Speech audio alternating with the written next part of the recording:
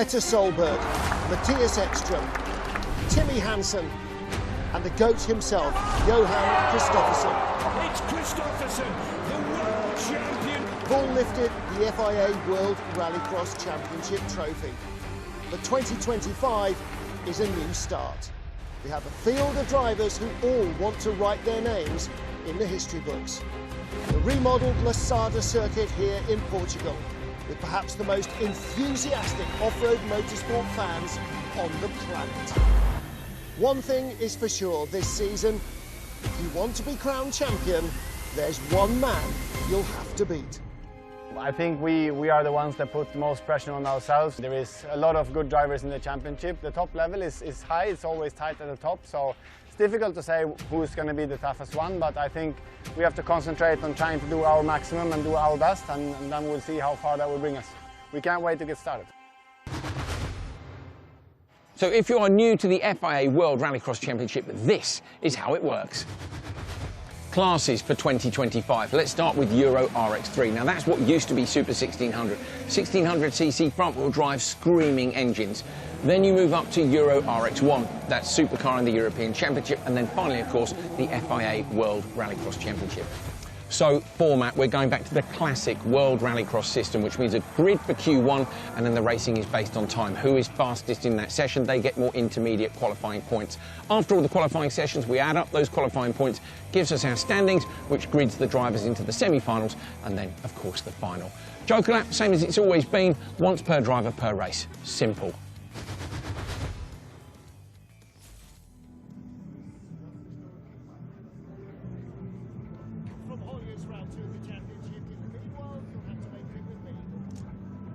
The voice of Andrew Coley, the man who is Rallycross to so many fans. Welcome back to Rallycross. The 2025 World Rallycross Championship gets underway here in Lousada in Portugal. I'm Martin Haven, delighted to have alongside me Andreas Bakkerud to give us a little bit of insight into what's happening. The first hour of broadcasting is going to be action all the way, all killer, no filler, and cars are already heading down.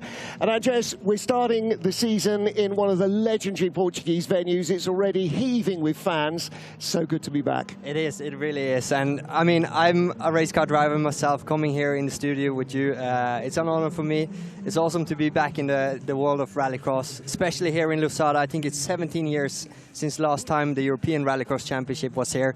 It's awesome to be back. All right, well, let's get down and see the cars on the grid, starting with Euro RX3. We've got a big field, and qualifying gets underway right now. So first of our qualifying heats, on pole position, Václav Tuma, car number 88, the white and green machine. Then Jose Teixeira alongside him, grey with blue and red highlights.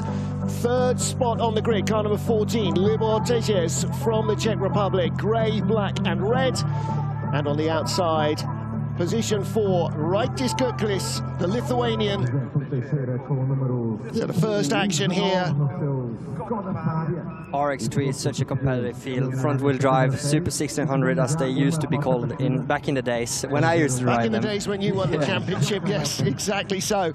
And the principle is the same, is that front-wheel drive, of course, has been chosen because that's what so many manufacturers make. But on the loose, it's actually not the ideal drive position having the front wheels driven, is it? It makes life hard for the drivers. Yeah, both for the start and on the dirt. Here comes the start.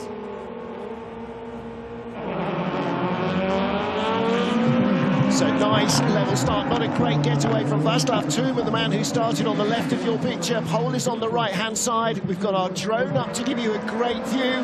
Björklis in the lead, had a great start from the outside. Now, one of the things that has been happening here in Portugal for the last couple of weeks is a massive heat wave. It was 40 degrees plus last weekend. It's about 30 now, but the track is very dry and very dusty, and that's going to add to the problems for traction. I think they added water like 15 minutes ago, and it's already getting a little bit dusty there, as we see two of the cars going to the Joker. Yeah, first two cars taking their Joker, and that was Václav Tuma at the back. There's a big offset between the speed when you come on the normal track and the speed when you come off the Joker lap. You're carrying about 40 kilometers extra in these, 50 kilometers in RX1 cars. Yeah, the Joker merge coming from the Joker is much quicker. I expect action there during the weekend. So Lithuanian out front at the moment. And this great 180-degree plus banked corner, banked all the way up. There is traction on the outer line, but you're carrying so much extra going distance. to the Joker now to cover up from Jose Teixeira. Let's see where they slot in. So here you can see the cars that jokered on lap 1, and they remain behind, so that's a good clean joker. Actually, the hairpin on the normal racing lap is tighter than the hairpin on the Joker. That's a little bit wider to go around the outside, so that's why the Joker, you're coming up with more speed than on the regular laps. So a leader yet to take his Joker lap, and traditionally when you're in the lead, you try and build your lead as big as possible and then go last lap. Yeah, normally that's the best. Like, it's not always the best, but normally it's the best thing to do. Be up front, clear windscreen, you know, you can drive your own race. Here we go, he's taken his Joker and he comes out in front, but the gap is not as big as it was. So he didn't have the greatest run through the Joker lap, but he was enough. Yeah, I saw he lost 3/10 to himself on the first, from the first to the second lap. He did a 45.8 in the Joker, where TJS did a 45.5, so 3/10. Well, there's what was quite a substantial jump in the test day a couple of weeks ago. That's been levelled out a little, so it's not ripping the front off the cars. Gerkle's doing a little mistake on the after the jump there in turn 2. Went a little bit wide, but here he, after the velodrome corner, a double Joker. Wow. Whoa. Okay, so why on earth is he doing that? Everybody at home thinking, okay, jump start. So he was notified with jump start. We didn't see that come up. So he's had to double Joker, and that will leave him back in 3rd spot. So checkered flag is out. Now, 2 Joker laps means that that's 2 laps that are not going to be helping him qualify. Yeah, no, definitely. Anyway, I think it was a strong race, clean laps, no pushing, no battling, but still, you lose a lot when you do double Joker. So with our poleman Václav Tuma fluffing the start, he ends up in 4th. Rytis Gerklis, the Lithuanian who led, having to take a 2nd Joker, dropping him down to 3rd.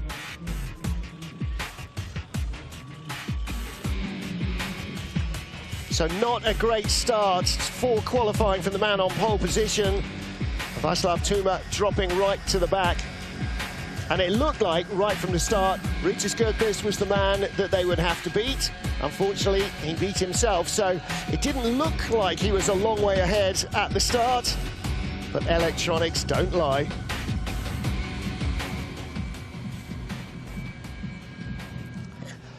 What do we know about Rallycross? It combines tarmac and the loose, and it never stops. It is action, action, action.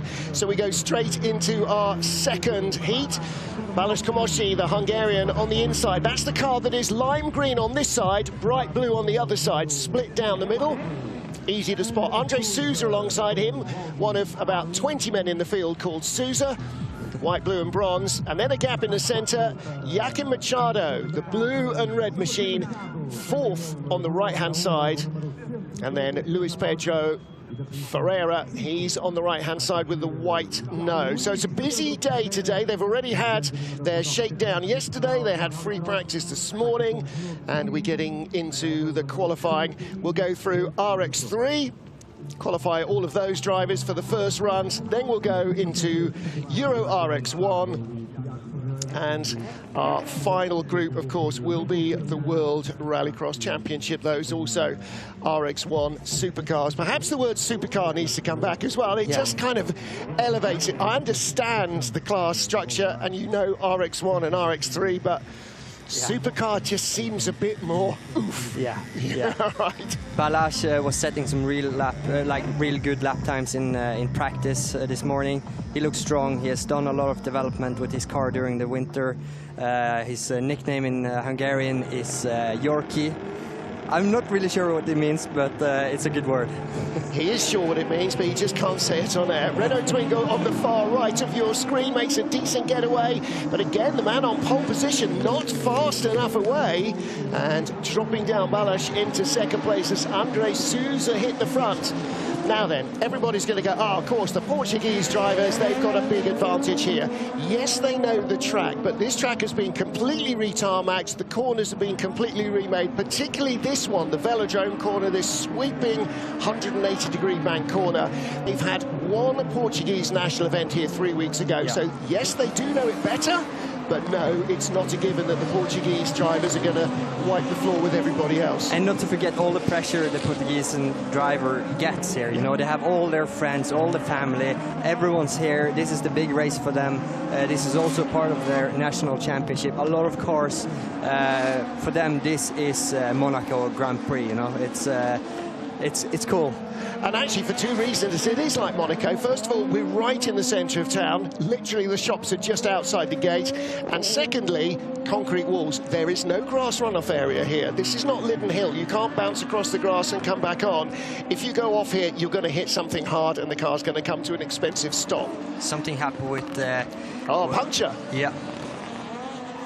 So now, has he clipped a wall? Because right front isn't normally the place you get a puncture here. Normally it's left side on the ruts of the velodrome or somewhere like that. Left front, maybe he clipped the concrete wall on the inside in turn 1. That's the only place I can see maybe a puncture. So Andrés Sousa staying out front, the white, blue and bronze colours. Joaquim Machado. Such a cool corner, this, the velodrome.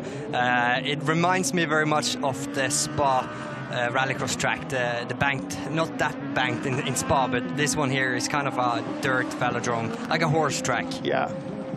It's a great looking corner, and these Super 1600 cars, you really have to launch it, don't you? Because the back end, you want to do the steering with the back end, you just want the front for traction. So trying to keep the steering straight and get the back to come around. Yeah. Balázs looks like he's having a front right puncture there, as we see him pulling off the track.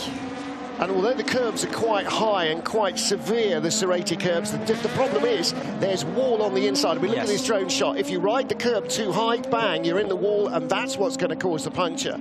That is true. And also this bank corner, like we said earlier, it's a brand new track, just filled out with dirt. You know, it takes time for the dirt to settle, and it haven't had much time to really settle. WRC was here a couple of weeks ago, completely shattered the track in pieces. So they've done a brilliant job to bring back the track and the dirt, but we're going to see it's getting rutted up. Yeah, track remodel with the help of our title sponsor, Ascendum, and Volvo's electric construction equipment. Second fastest time for Sousa, just beaten by a 10th from TGS. And that's again the thing, everybody's looking at who crosses the line first, but actually the key here is your fastest lap times. That's what it's all about. So you want to be clean and clinical. Andrés Sousa, second fastest lap time. Joaquim Machado, and then Luis Pedro Ferreira all finishing. And that was a tough start to qualifying for the Hungarian. So not a great start again from the poleman, Balázs Komocsi, and the Hungarians' blue and yellow car dropping down to third early on.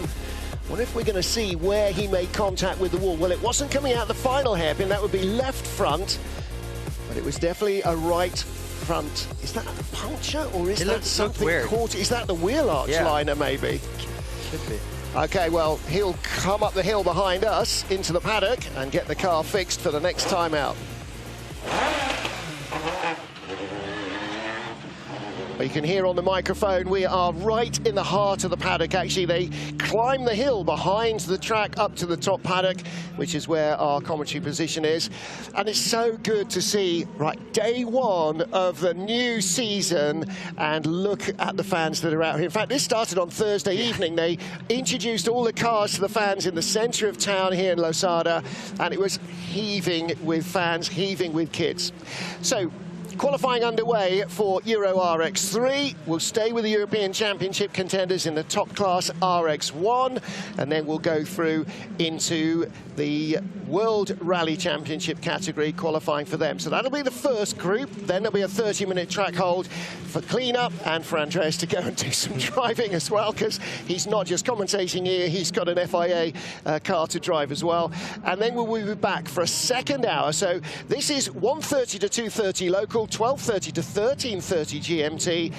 Then we'll be back at 1500 local, 1400 GMT for another hour of qualifying action in the same order.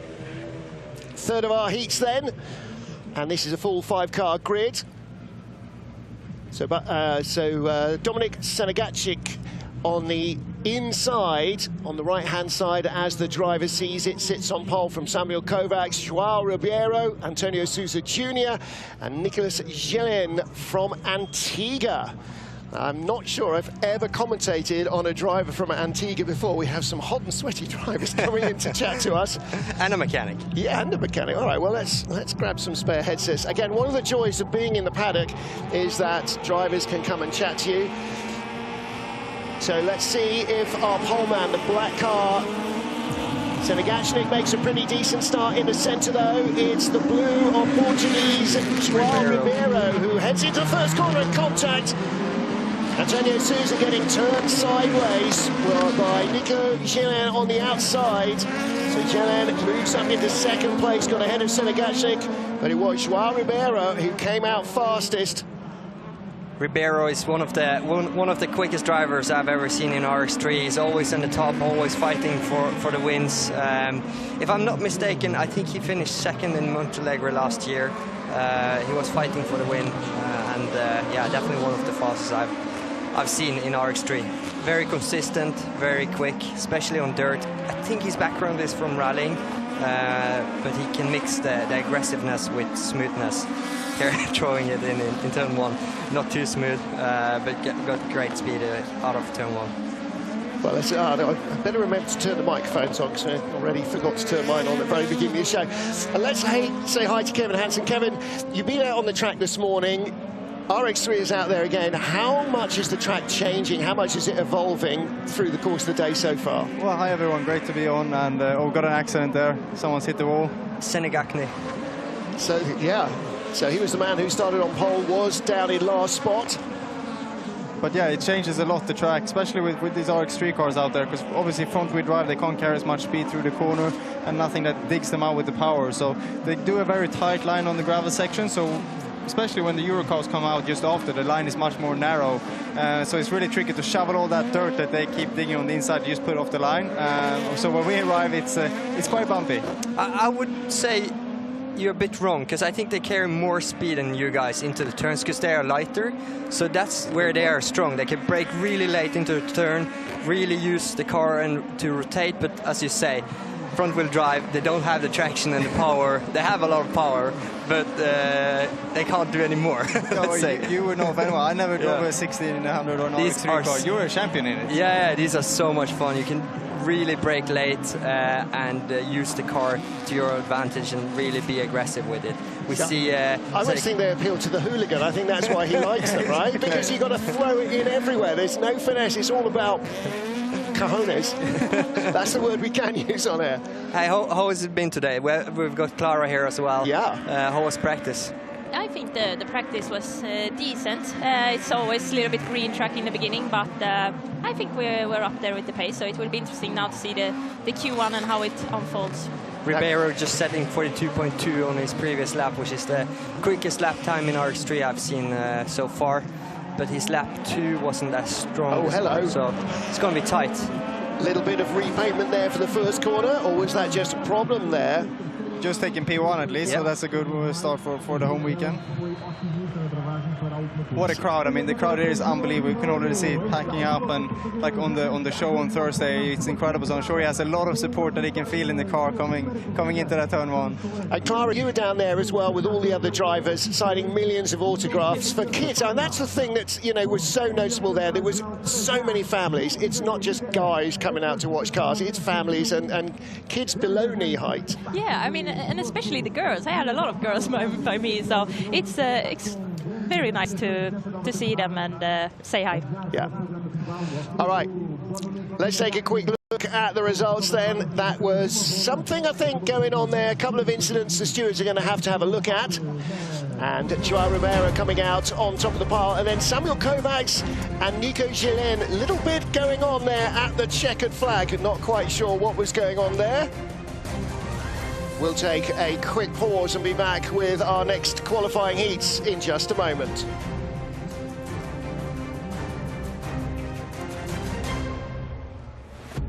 So let's take a little look at the action as they tidy up after that third of our 4 qualifying heats for Euro RX3. Now down into the first corner. You call that, Andreas? Yeah. I mean, that just looked like that's 5 a brilliant cars start. Trying to fit into one space. It is tight here, and the walls are big, especially turn 1, outside turn 1. They are intimidated, like we saw Biķernieki hitting the wall there. This section here before the velodrome is also pretty tight, big rotation there. The last 2 corners of the track, you need to be so smooth like a go-kart driver, especially with these RX3 cars. We see some defending and some Robin is racing, and Rallycross is Robin, right? So. Well, and that's what we saw, the car coming off the Joker loop. It's greater distance, but you carry more speed up to that final hairpin. So that's where the contact came in, and that might be an overtaking pinch point. Turn 1's a little more open than it used to be in Kenneth Hansen's time, where they used to have crashes and rolls and everything else. So hopefully it'll be clean, but it might be that final hairpin that is the real pinch point.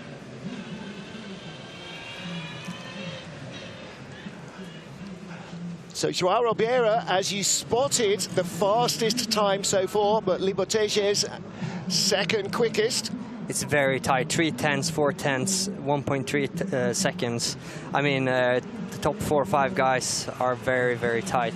And one of my, not favorite, I'm not allowed to say favorite, but one of the top driver, Balázs, down in 12th.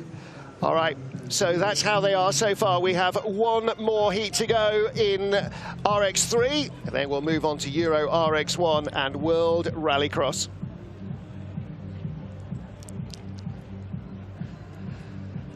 So our 4th and final qualifying heat in this first round of qualifying for the opening round of the 2025 European RX3 Championship.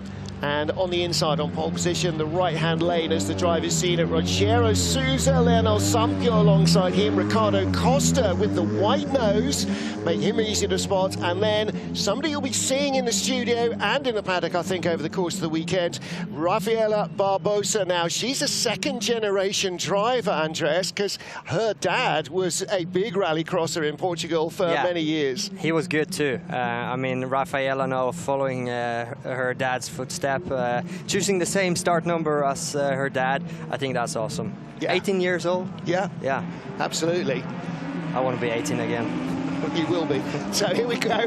Really even start this time, but it does look like Rogério Sousa into the first corner with the blue nose, and around the outside, Rafaela Barbosa making good use of the outside line. She's battling for second. Oh, she went a bit wide there and got caught up in the dust, but yeah, settling in with P3 so far.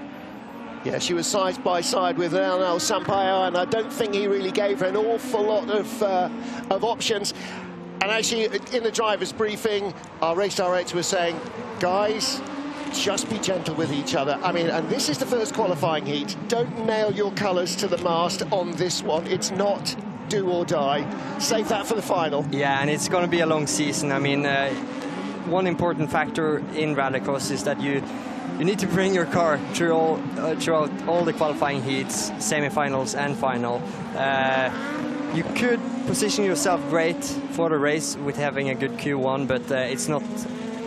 Everything isn't over if you do a bad Q1. But the long and short of it is, the more you're battling with somebody, the slower you are. Yeah. And this is all about fast lap times, not about where you finish. You saw Rafaela Barbosa take her Joker straight away. Interesting, Sousa there went to the Joker in the second lap from the lead, but I guess he had a big enough gap to Costa to get into P2, and he definitely have a quick or a short gap to some. I was going to ask you, because Sampaio here was right behind him. Yeah.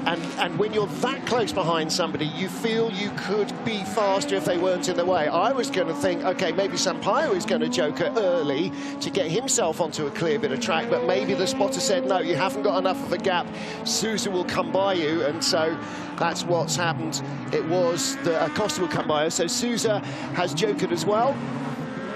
And so now the pressure's on Sampaio. He's got the fastest lap so far, but the pressure is really on him because he has got to make that gap big enough. It's tight. It is tight.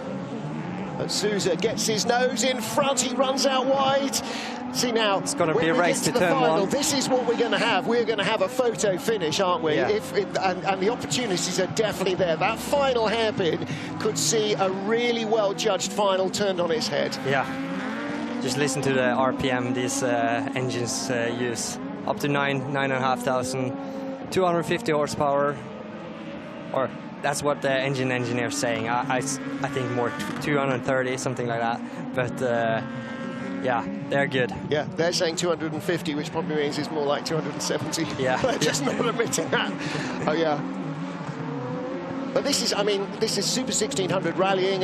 You know, this is where guys like Sébastien Loeb cut their teeth in tiny little buzz bomb pocket rockets, and that's exactly what this category does. It's the step between a national or a regional championship and being able to step up onto a major European stage, and of course, European Championship, part of the World Championship paddock as well. And so there's always that temptation to try and step up and step up until eventually you're competing with the very best, because that's what everybody wants to do.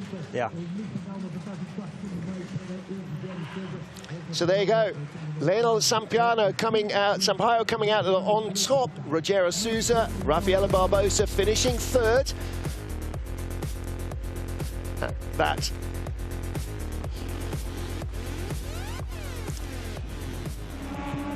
So this was about the most level start we've seen so far. Rafael Barbosa, the grey car, going the long way around the outside. She should have shown more muscles there. Just squeeze her way in. Yeah, but I would have done that. Yeah, I know you would have done that, but it's the first qualifying heat. Yeah, she could have lent on him. She had to start. A puncture. Often girls actually have better reaction time than boys. That's probably because they listen. That's what our wives would tell us anyway. It was close across the line at the end, wasn't it? And actually that blend from the Joker lap, that shows us what we can expect, I think, when we get into the semis and into the finals later on during the course of tomorrow. So far, maximum points to João Ribeira, Limoteges still second fastest, André Sousa, and another host of Portuguese national competitors right behind. So now then, for those of you who have been with us from the beginning, we're up here at the top of the paddock, and in our commentary position, we not only have this fabulous Will Gollop built and Ollie O'Donovan driven Peugeot 306 supercar, but we also have, well, a bit of broken CE dealer team front bumper. Now, the deal with this is that PWR and their sponsors are going to run an online competition this weekend to win a broken bit of bodywork. But with it, if you live in Europe and you're the winner, comes an all-expenses VIP trip to Höljes. They will fly you in, they will accommodate you, they will treat you like a king, all for winning an online competition. That's awesome. That is awesome. Höljes is the place to be. Also, we have Ida with us from CE Dealer Team. Ida, me and her, we kind of grew up together, so I know her very well. I know a lot of stories, and she's looking nervous. Yeah, no, I'm just kidding know here. Some stories about Andreas, so. The thing. I don't want to. Oh, okay, all right. So, okay.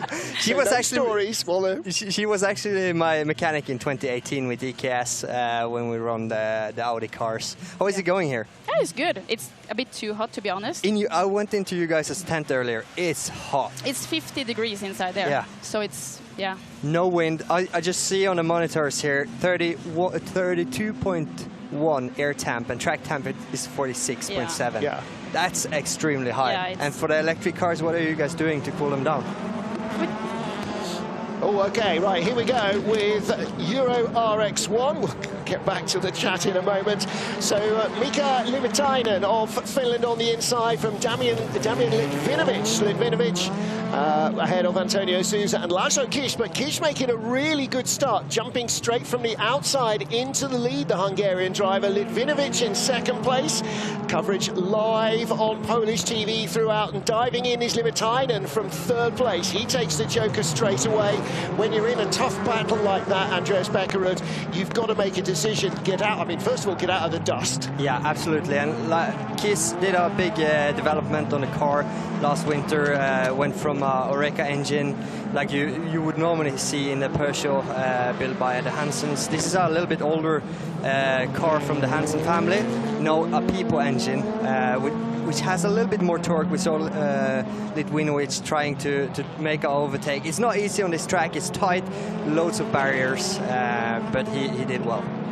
Yeah, got his nose in, but didn't really push too hard, so Kiss staying out front.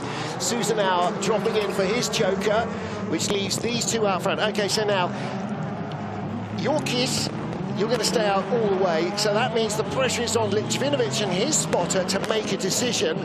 Do we go and just joke with him and accept second place and try and just follow him and get good lap times, or do we do something different? Litvinovic's kind of option here is to follow Kish or follow Limitainen, because if he's going to the joker now, he's going to end up behind Limitainen, which I think he will be doing, because he drove, they drive very, very similar, 39.7, both of Kish and Limitainen.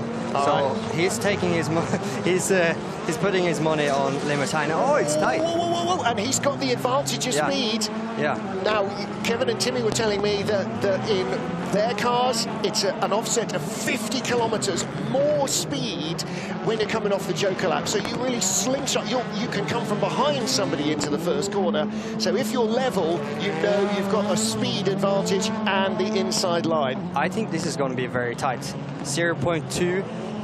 0.2. Oh, Joker Predictor says that Kish may not have judged this one. Now, so he's got to joker perfectly now, because this is not just about lap time, but part of this is also rehearsing how you're going to race in the semis and in the finals. He had the speed, but he didn't have enough. Litvinovic and his spotter, well, his spotter effectively, because they're the unsung heroes here, aren't they? They're the ones who are watching the gaps, watching the splits, trying to judge how the track is evolving, how it's changing, where the grip's going to be. That's good. That was bold. That was good racing. Litvinovic, one of the quicker new drivers coming up. Awesome to see him getting the win there. So Damian Litvinovic coming out on top, and Laszlo Kiss, that last lap joker seemed to be the logical way to go. Didn't work for him. So look at the velocity with which these four-wheel drive RX1 cars launch, and of course that added traction doesn't just benefit them at the start, it helps under braking and on the tarmac as well as on the loose. So it looks for me that like pole is actually a little bit worse than the rest of the lines. It could be that on the test here, a lot of us launched from pole position. There is a lot of rubber, which gives a little bit less friction on the tarmac. Okay, now normally you would think the more rubbered up it is, the better the launch. That might mean pole is a poison chalice.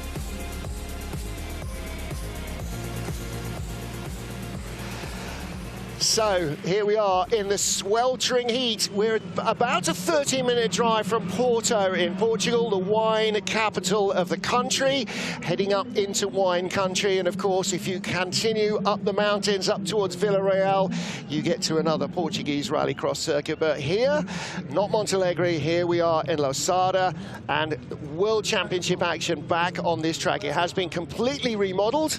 We're getting into our second RX1 European qualifier. So Cesar Pereira, Jose Oliveira, Niels Folland in the center of this 5-car lineup.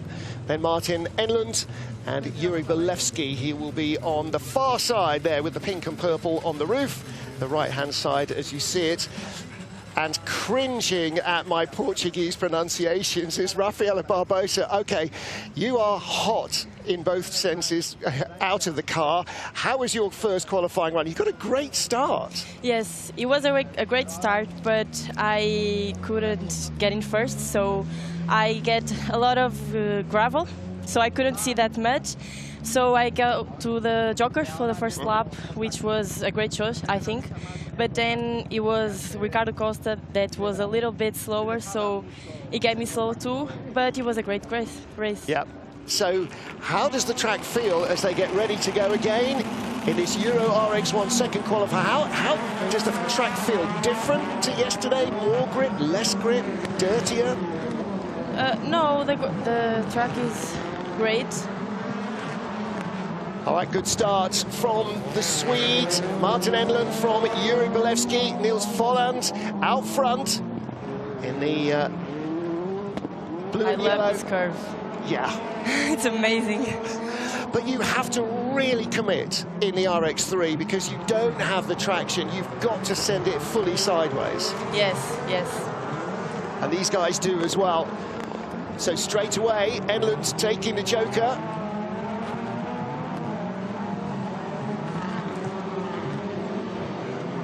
So last year's RX3 European champion leading here in RX1. And that, I guess, Rafaela, is what everybody in RX3 is looking at. Yes, it's a great competition and lots of variety, but you're always looking a little further forward, maybe one day for a chance to race in RX1 and maybe even in a World Championship. Of course, that's the goal for, I think, every driver. It all depends on the sponsors. Now I'm trying to get a good race here in Lousada.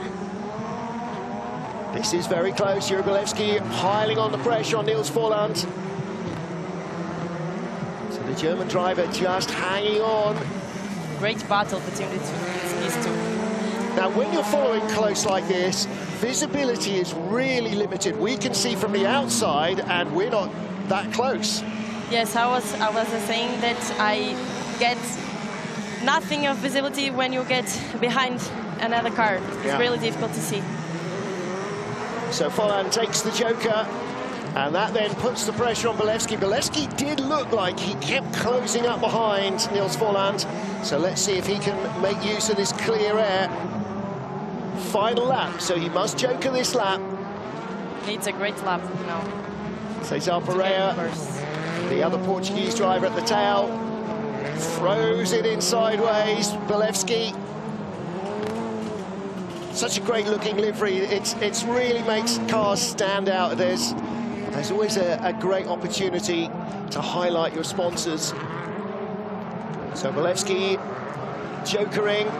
He's coming from behind, but he's got a speed advantage. Doesn't quite get there, does he? Oh, Folland drifts out wide. I wonder if he thought that Bolewski was closer behind him and left a little bit of room, or whether it was just that distraction.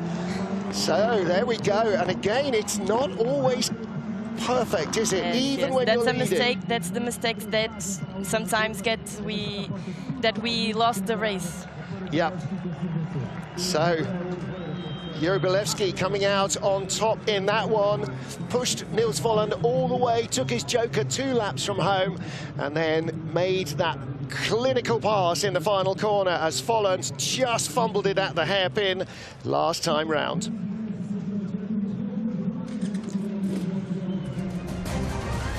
So look at that launch from the start. There was no double Joker penalty, so that was a clean, legal start. But boy, Nils Folland got really hooked up there and drove into the lead. Juri Bolewski from the outside, and that's where you started in your heat. That left-hand lane gives you a great opportunity to carry speed around the outside of turn 1.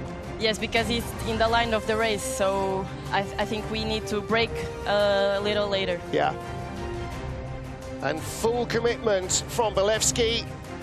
And then down out of the final corner after the Joker lap. This is the decision, the denouement. Nils Folland has it and then gives it away. And Juri Bolewski sees the opportunity and takes it at the line. So great stuff there from Euro RX1, and Jure Belewski with the top points ahead of Niels Folland and Damian Litvinovic from the first of our two heats. He's third ahead of Martin Enland, with Laszlo Kish in the top 5.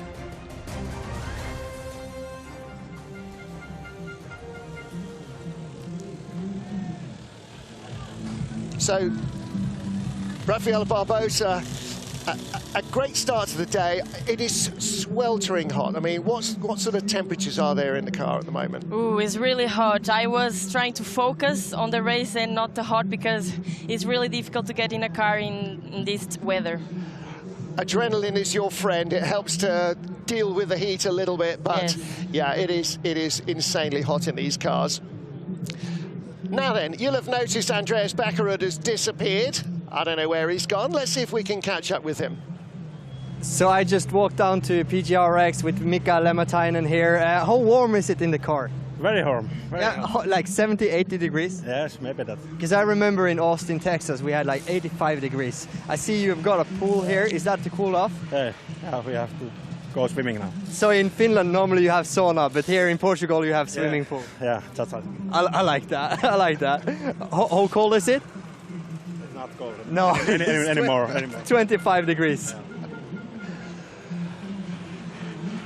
Okay, so they got a pool. Well, that's the cold plunge, or now the hot plunge after the sauna, which of course is the rallycross car, all the grandstands, all the bleachers out there, because I can't believe that so few of these fans have actually got even a hat on here, the Portuguese crowd.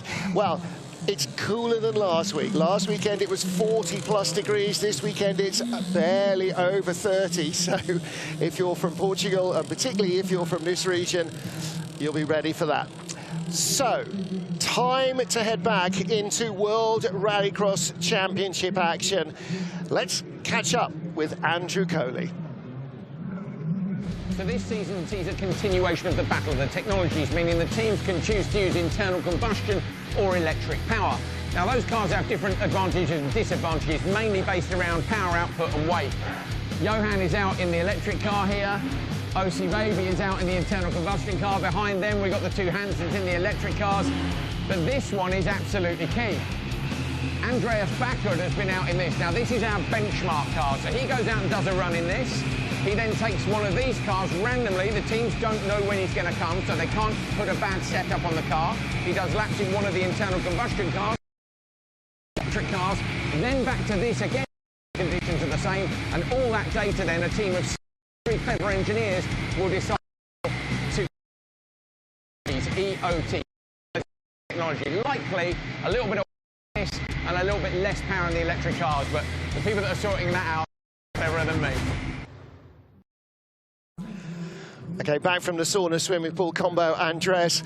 Andreas, you've been doing a lot of work with EOT, equalising the two different technologies. And what we're trying to do is balance very, very different machinery, aren't we? Yeah. I mean, the EV car, like driving together with the combustion fuel car, trying to make it more equal. It's not easy. I'm happy I don't have that job. I was here a week ago. Yeah. A week and a half, trying all the different World Rallycross Championship teams' cars on the grid here, together with the reference car, just to see if the track is changing, and when I jump in one car to another, it could be that I was driving the Peugeot 207 from Timmy Hansen 2019, which beat me in the World Championship, and then into Johan's car, into Niklas's car, and then back to the reference car. It was a tough job, trying to get your head around a brand new car for you in a very short time, 4 laps. Not easy, but I did my best, and I think we had a good time. And actually, the drivers do seem to think that it is a lot closer, and so that's all part of that process. We want everybody to feel like they've got a chance of winning, when it's then down to how the team and how the driver operate the car. So let's talk about this track then. Yeah. It is fundamentally the same track that Kenneth Hansen raced on with Martin Shank and all those guys in the early 90s. It's the same area. It's the same area, it's the same basic layout, but it's changed quite a lot. We actually did a track walk with Kenneth and with Timmy the other day, so we'll be showing you that later. But Where are the key views, do you think? I would say, like, here you see the main straight from the start into turn 1. You have a small jump after turn 1 up to turn 2, which is very crucial to get your damping correct. Rafaela, I'm standing here with you. I bet you it's a little bit hard to take turn 2 if the car is a little bit unsettled and bumps up and down too much, because the car is also set up for tarmac, which you need later on. But I think the main corner for lap time is here on the gravel, to manage to carry a lot of speed, big and quick rotation, maybe sometimes get up on the curb, other times not, and then straight line it down to where you have the joker call, right or left normal line. Very tight hairpin. That tightens very much in the end. Hard for you guys with front wheel drive, a little bit easier with supercar. We can just flick the handbrake and rotate. Also the last turn of the track, very important to brake with straight wheel, short quick rotation and then straight onto the main straight. And the difference between driving a front-wheel drive car and driving an all-wheel drive car is enormous, isn't it? But you were telling me it's not that big of a difference. I would say front-wheel drive to all-wheel drive is closer than rear-wheel drive to all-wheel drive.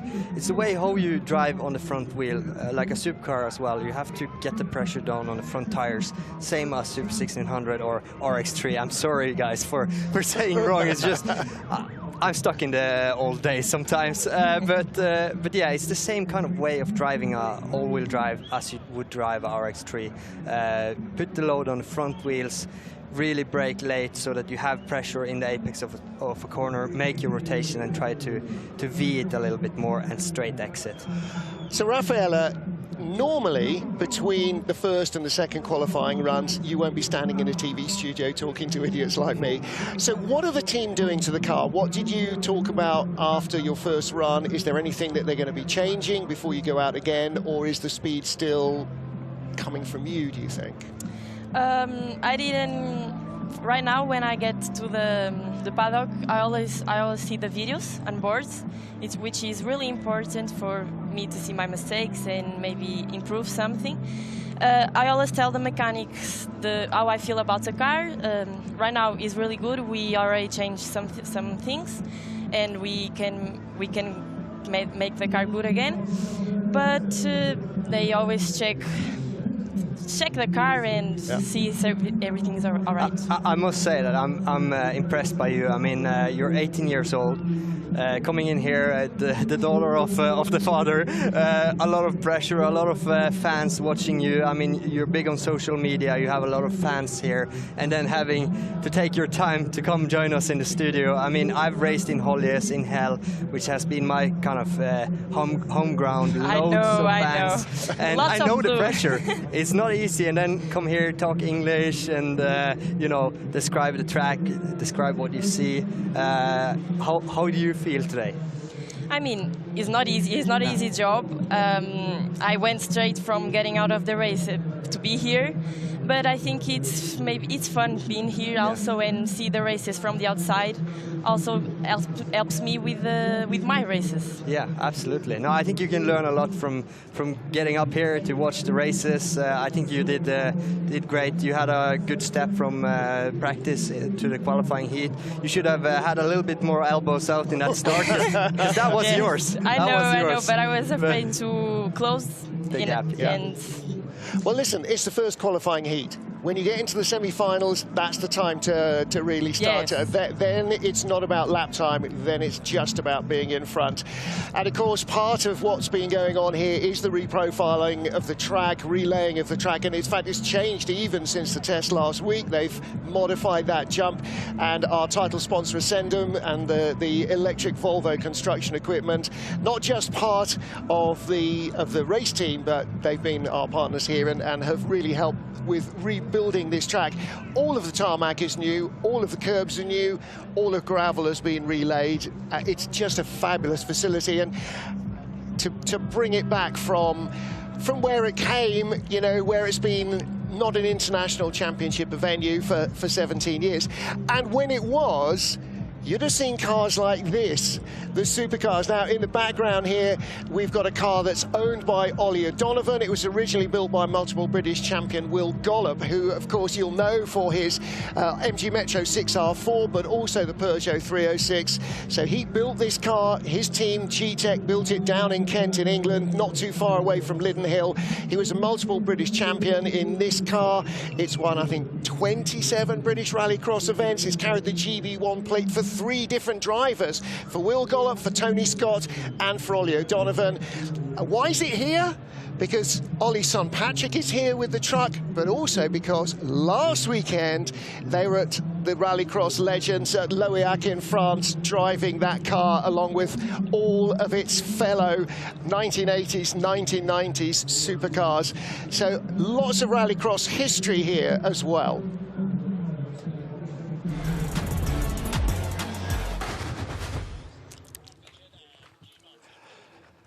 Okay, we are ready for World Rallycross 2025 to get underway. Euro RX3, great. Euro RX1, fantastic. But the big dogs are about to come out. And again, it's the battle of technology. It is internal combustion versus EVs. How is it going to pay out? Well, each have got their advantages. The hairpin looks like it was tailor-made for the EVs because they can stop, rotate and go because of that instant torque response. The petrol engine cars, their balance is more towards the faster sweeping corners where they can just play with the throttle a little. So who are we going to see come out on top? Well, as so often in the last N years, apart from 2019, the man they have to beat is the one that we highlighted at the beginning of the event, Johan Kristoffersson. Cars on the grid for the first of our 2 qualifying heats. Kevin very quick off the line there. Yeah, Kevin Hansen flying 3 EVs here. Little twitch there from Nicholas Gronholm as he got ahead of Clara Anderson, who started on pole. And it is the #1 plate, Johan Kristoffersson, who joins them on the grid as well. And again, this is squeezing Clara there, but Clara maybe coming back there after the velodrome. This is 2 things going on here. They weren't here last year, the year before, the year before, the year before, so everybody is still learning how this track is changing, and it is changing fast, but they're also trying to set those super quick lap times. Now, Kevin Hansen was fastest in the first shakedown runs this morning, and then a blitzing lap from Johan Kristoffersson put him 4 tenths, not 500ths quicker than Kevin, which was the difference between them in the first run. So, has Kristoffersson found a little bit more in that single lap setup? Let's see if Kevin or Niklas is taking the Joker now. I see first split from Johan, haven't come up yet, but Niklas going to the Joker to try and cover up Johan. So how's that going to work for him? On the left-hand side, the yellow bonnet, that's Gronholm, and that was clearly in front. Now, Johan seemed to be not quite as quick as I expected there. Maybe that's just the tighter line misleading us. It's Kevin Hansen then, yet to Joker, lap 3 of 4. Don't forget the semis and the finals will be longer. Kevin's been looking quick on the tests, and today, this morning, he looks dialed with the car, to be honest. And he's battling Nicholas Gronholm. Gronholm in 2nd place, the yellow and grey of CE Dealer team, but Hansen handled that one superbly. Great work from the spotter. Oh, little kiss. Little kiss. Johan Kristoffersson in 3rd. And Clara Anderson, yeah, she got shuffled out a little bit away from the start. But again, great to have female competitors, not in RX3, but right at the top of the tree as well, and inspiring so many young female fans and maybe engineers and maybe potential drivers of the future. Just seeing that Johan did a quickest lap of the heat, 38.1, where Kevin is doing 38.8, the same as Niklas Gronholm. So Kristoffersson still with that slight advantage.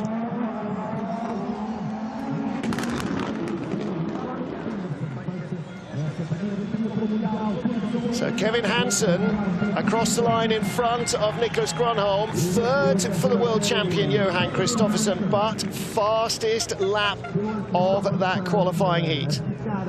And that's interesting, isn't it? Because it is still about learning the track, about figuring out what is the best way around this place. So Kevin Hansen out on top, but it is Johan Kristoffersson with the fastest lap of the heat. So away they went from the start, and Hansen went off like he was fired off the deck of an aircraft carrier. Stunning launch from the line, and that's the benefit, but also the problem with the EVs is it's all there instantly. All of the torque, all of the power. You don't have to build up the revs, and if you get that launch right, it absolutely flies. So at that stage, EVs were first, second, and fourth, and then Johan Kristoffersson showing his hand with the Joker early. Didn't really work out for him quite the way he'd hoped. He ended up in third, and then Niklas Grönholm just giving Kevin a little bit of a tap. Robin is racing and Robin is rallycross. That's what rallycross is all about. It's not full contact, but there's contact.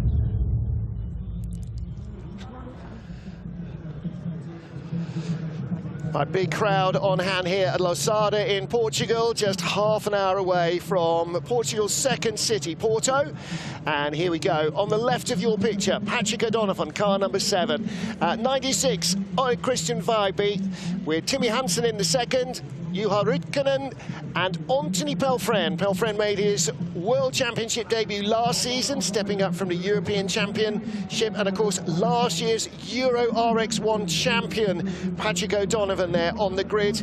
Dad Ollie here, watching, I'm sure, with bated breath and crossed fingers, trying really hard not to be karting Dad and not to allow the team and pod to run their own race. Rafaela, if you could choose one of these cars to race, which one would you choose off the grid?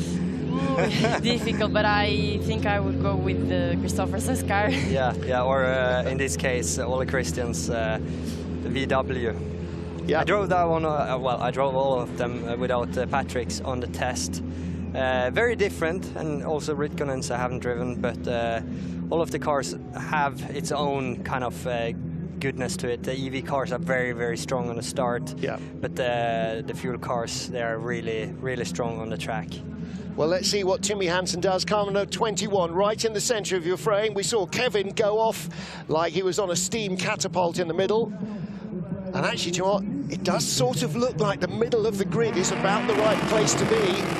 Not too compromised. Let's see what the outside line can produce, though, for Anthony Pelfren in that lime green and red Peugeot. Not the greatest launch for him. Hansen with his nose in front of Veiby.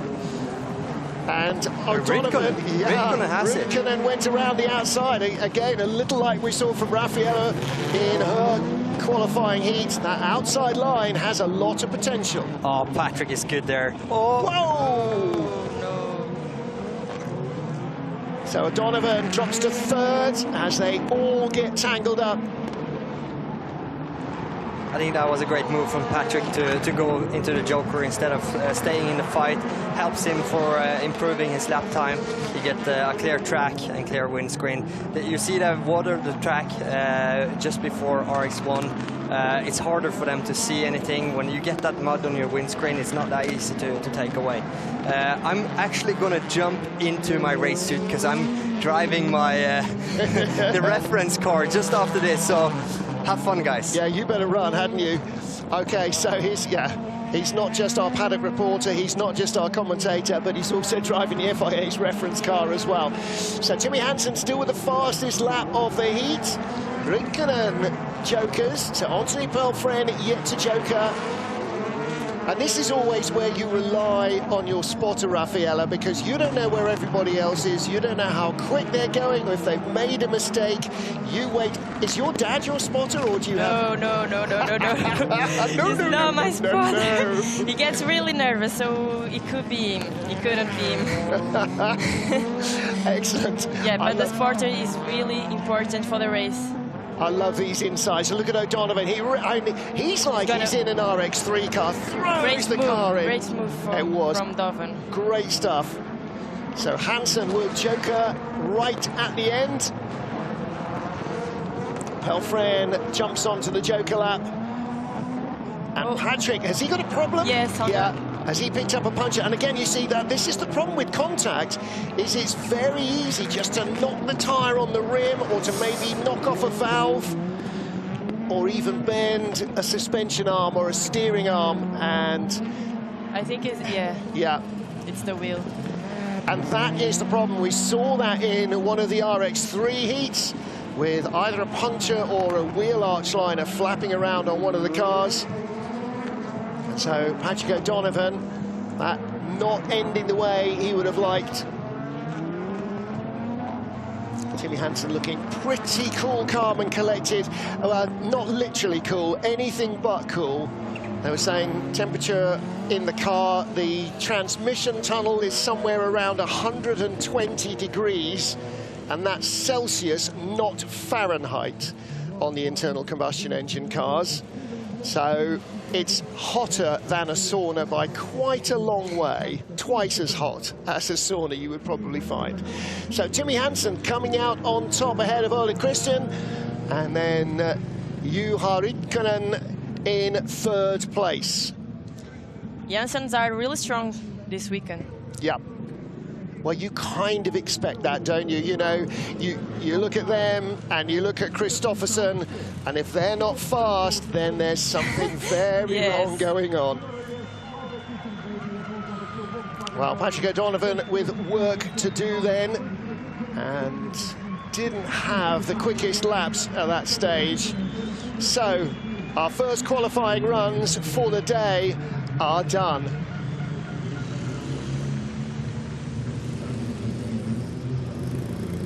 All right, so our second qualifying heat, not what Patrick O'Donovan would have hoped for, but Timmy Hansen, what was his fastest lap, 38.1, so that's a very quick lap indeed. He's right up there with Johan Kristoffersson, Ole Christian, Juha, Anthony, the other guys who completed all the laps. And there, Patrick O'Donovan, I think, actually bearing out what happened to him, bearing out Raffaella, making sure you had no contact. It's not about winning a race, and contact is not going to help. Yes. Well, he sent it early down the inside, and then suddenly there was Timmy Hansen out front and everybody else in second, the other four cars. I think they all were battling, and then Hansen gets the track clear, so we hit the wall. Yeah, so front contact with Anthony Pelfren, rear contact with Anthony, and then the left rear hit the barriers as well. And this is Rallycross Monaco. The barriers are hard and they don't give you a second chance.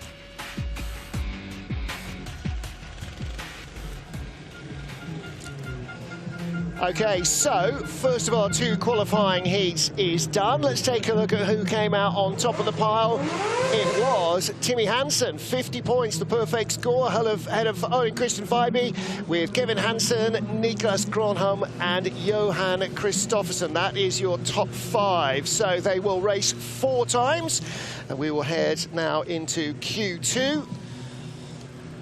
So the original positions for qualifying were decided by the most traditional of old-fashioned manners in this tent yesterday evening, drawing a ball out of a bag with a number on it, and the driver then got to choose where of the first 2 grid positions they were going to start on.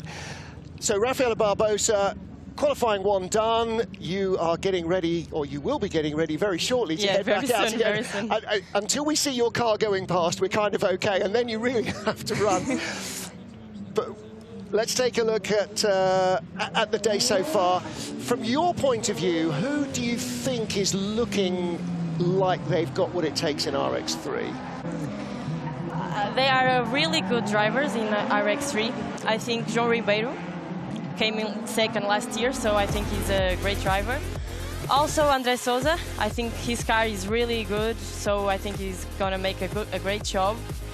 I don't know, the Polo, maybe he was even a great time, so we think he's strong also. All these were very strong. And what about having had a Portuguese national round here a few weeks ago? Everybody's got a little bit of a feel for the track, and so it is definitely a slight advantage for the local drivers. Yes, of course. Okay, well, listen, Rafaela Barbosa will be back in 26 minutes from now. She'll be back on air, so I'm going to let Rafaela go. Thank you so much for that. We'll be back at 1500 local, 1400 GMT, wherever you are. Bring a friend and join us for qualifying too. Don't forget, we'll be live and free all weekend, all season long. We are back, baby. World Rallycross in Lousada, Portugal. We'll be back with you in just over 25 minutes.